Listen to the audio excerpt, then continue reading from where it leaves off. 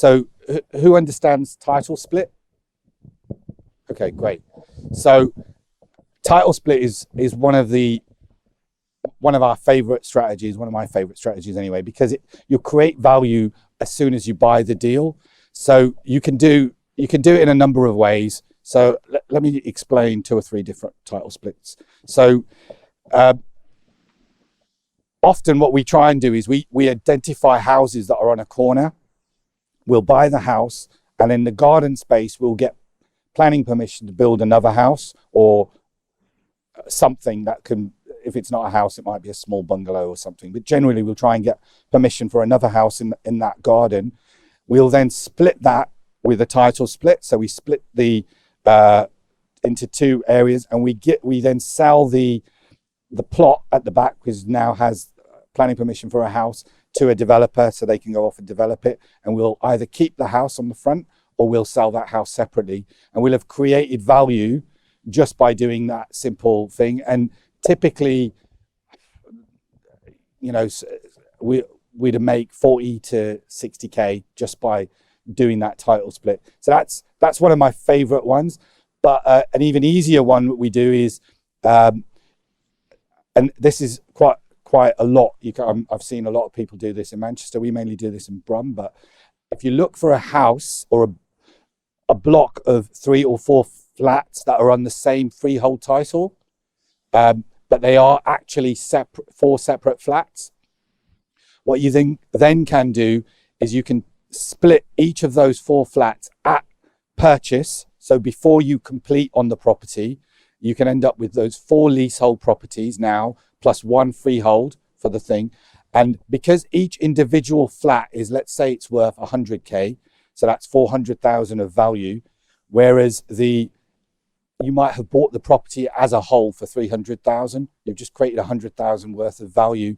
And again, because you can get individual mortgages on those 4 flats, you can then do that as a no money down deal. Mortgage companies don't like you taking money out of the deal, so if there's more equity, but they usually allow you to do it. Or if you use together which we've done in the past, where you've used it as a bridge, so you'll bridge with them and then 6 months later remortgage everything, and you can take money out on those type of deals. Yeah, go ahead. So the question was, where are we finding deals like that? Property filter.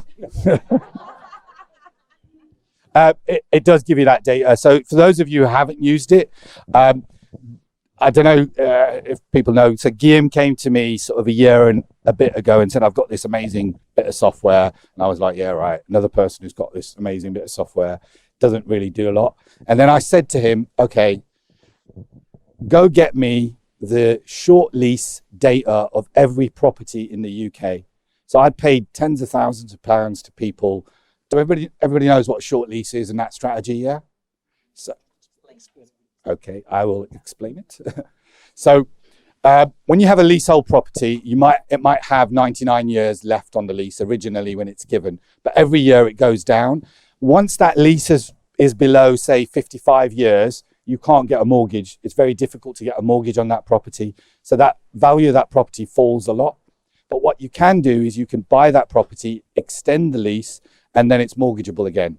So what we like to do is we target properties with short leases. We buy them for cash or on a bridge.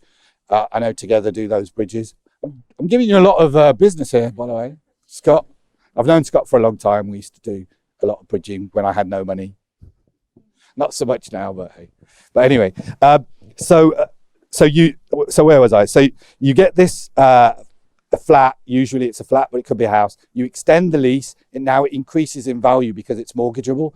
So that strategy is, you can make 100K, 200K on a deal like that, especially if it's in London. If it's Manchester, Birmingham, and up north, 30, 40K on a typical property, maybe 50.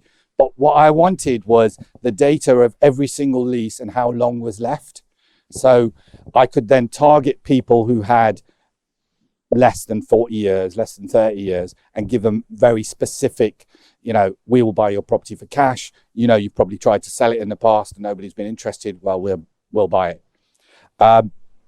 And Guillaume came back 2 days later and said, here are the 4,000 in Birmingham that fit the criteria you asked. And I went, what? So that I realized they're really, really good data guys, really. And basically, you know, you can use data from there. So there's one of the tools within the software allow you to find properties that are on, that are multiple properties, but still on the same freehold.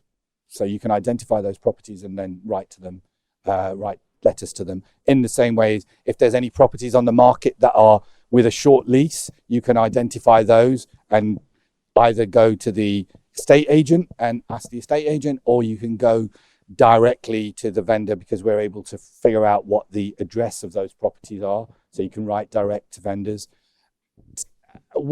In terms of what I do and our sourcing, we're probably 50-50. So 50%, I think someone earlier was saying, was it Toby? Or Tom? Sorry, Tom. Tom, yeah, he was saying that, you know, get a good agent. Absolutely, you know, if you get a good agent, the great thing about building a relationship with an agent is they bring you a deal every month, and they're constantly bringing you more deals. And if you perform, they'll keep bringing you great deals. So that relationship is worth its weight in gold. You know, I've done deals with